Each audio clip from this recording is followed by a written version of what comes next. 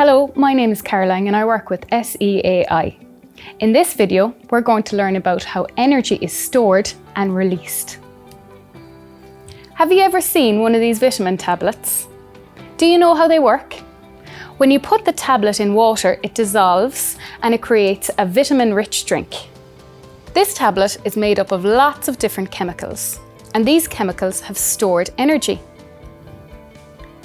They make this happen.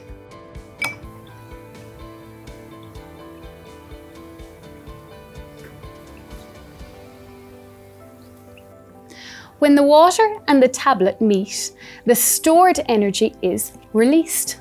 Look closely. You can see the energy being released in the form of bubbles.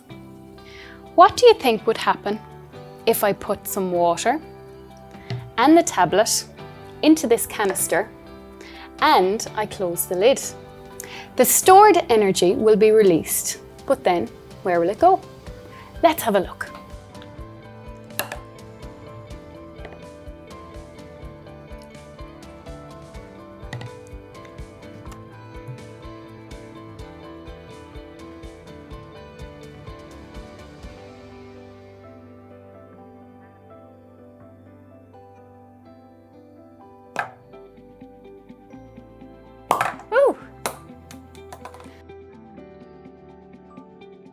What happened this time?